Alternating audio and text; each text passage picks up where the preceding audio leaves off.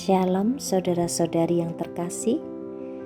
Hari ini Kamis tanggal 11 Maret tahun 2021. Mari kita membaca kitab suci dan merenungkan bersama saya Sieni dari Paroki Santa Perawan Maria Gresik. Marilah kita awali dengan doa pembukaan. Dalam nama Bapa, Putra, dan Roh Kudus. Amin.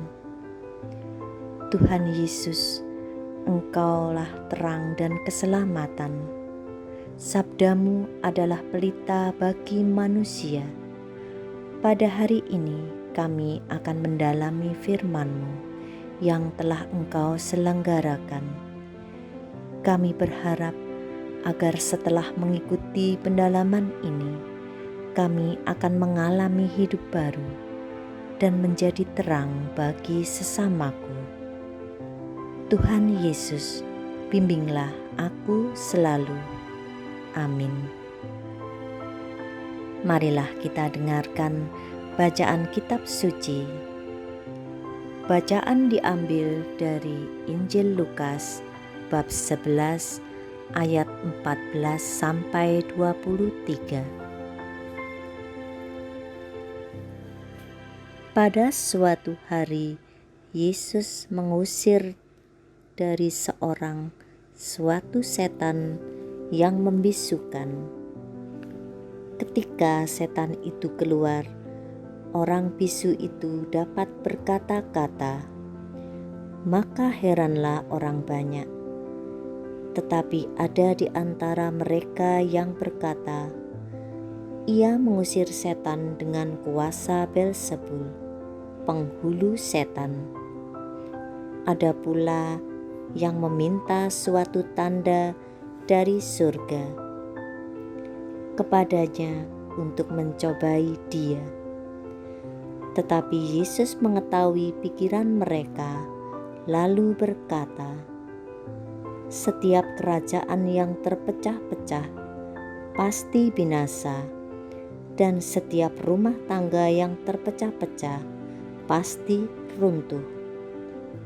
Jikalau iblis itu juga terbagi-bagi dan melawan dirinya sendiri, bagaimanakah kerajaannya dapat bertahan? Sebab kamu berkata bahwa aku mengusir setan dengan kuasa Beelzebul.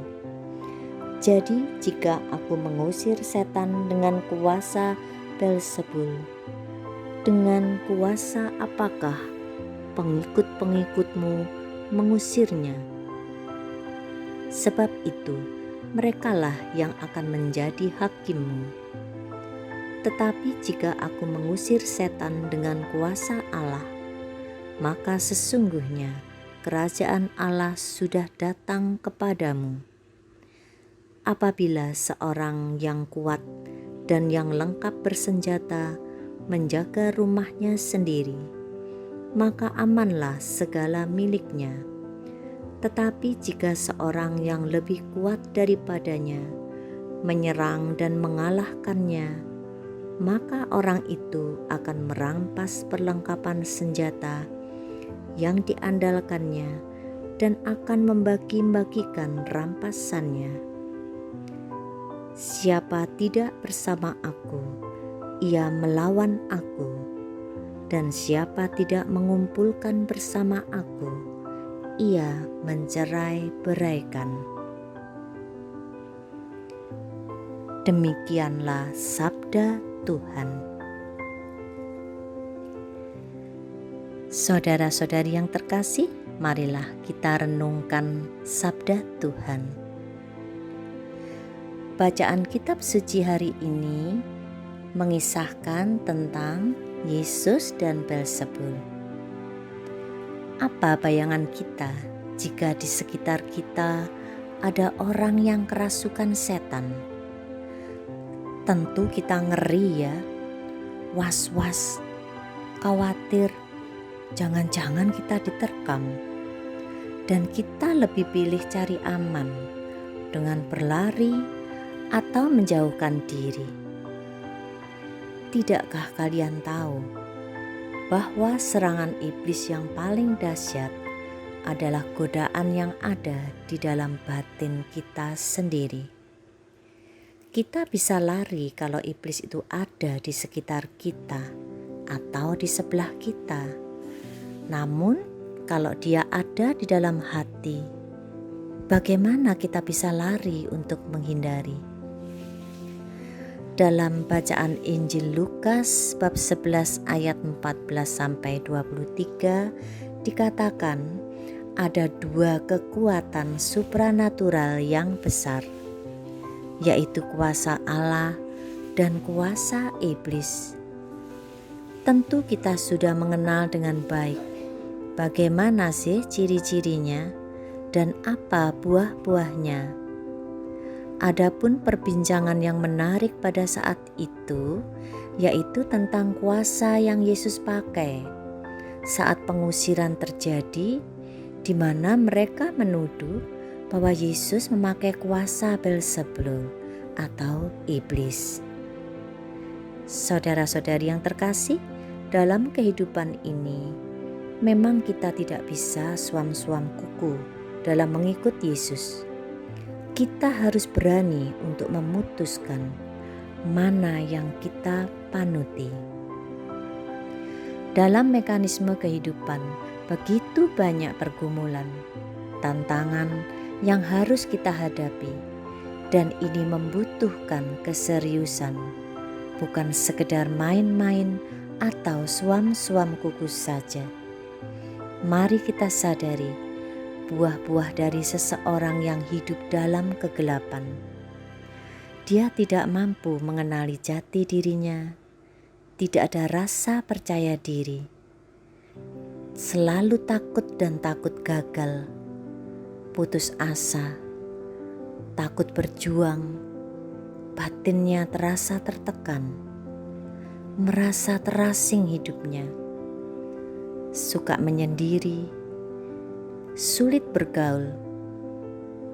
Saudari-saudari yang terkasih, betapa hidup ini sungguh berharga. Marilah di masa Prapaskah ini kita mau refleksi diri melalui proses pertobatan. Mampukah kita menilai apakah diri kita lebih banyak berbuat baik atau sebaliknya? Penderitaan adalah bagian dari kehidupan yang membuat kita menjadi besar dan sukses. Maka kita harus berani berjuang bersama penyertaan Yesus, Sang Guru sejati.